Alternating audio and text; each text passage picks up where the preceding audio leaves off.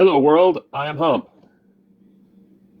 As my title implies, I follow my ancestor Mahjong and drastically alter its structure.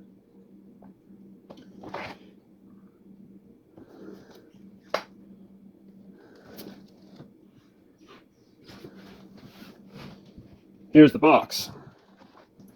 I didn't conventionally start with East, but so what? You should get the idea. Read that. That's the gist. For any game to make sense, there needs to be some rules. I include 2 booklets. The first one here is my rule set. Despite its length of 36 pages, the majority of this booklet contains the scoring patterns I allow. It's a little exhaustive at first, but the variety is there to allow some creativity. From my second 36-page booklet, my author sacrificed me and converted it to a set of 6 separate player aids. This here is the variety of patterns in a 4-page booklet. Those who play American Mahjong should not have to invest in yearly cards. And this separate page here is a general set of guidelines on how to play the game. Now I will briefly show my meat and potatoes, my cards. I assimilate my ancestors' style with 144 default cards in 3 numeric suits and a 4th bonus suit. I'll begin with this red suit. Each of these 144 cards has 4 copies, 36 and 36 values.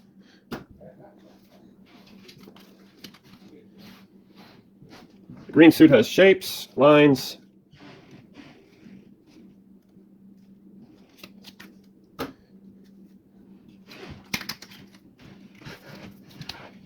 blue has varying shape, star-like shapes.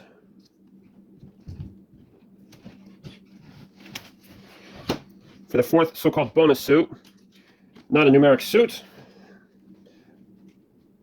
but these affect hands and how they score. 4 cardinal directions: east, south, west, and north. I'll briefly explain this card later. The 4 seasons of spring, summer, autumn, and winter. The card here, Dits, is unique in that it has 4 particular functions depending on how it is matched, or decided by the player when submitting a hand. Dits works with the 4 cardinal directions. Infuse unites all 4 directions and all 4 seasons together. Time relates in a way as a 5th season, and 0 is specific only for certain whole hand patterns. Those are in the rules. For brevity, I'm not going to explain them.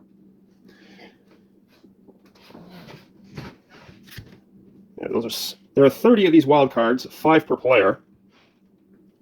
That totals 174 cards. All of these cards share a common back.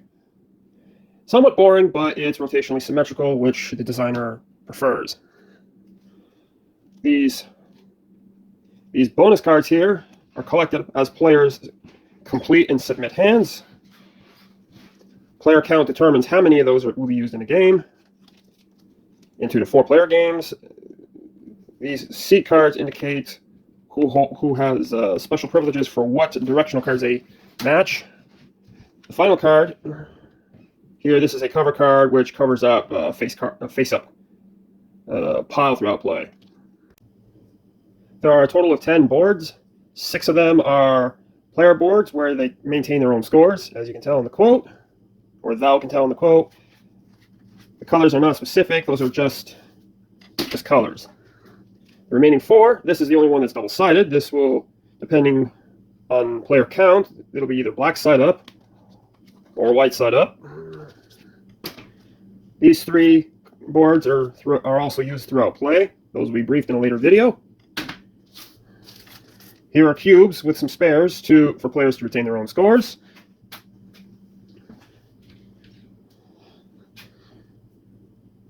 These little cardboard pieces here are specific only for setting up a 5 or a 6 player game.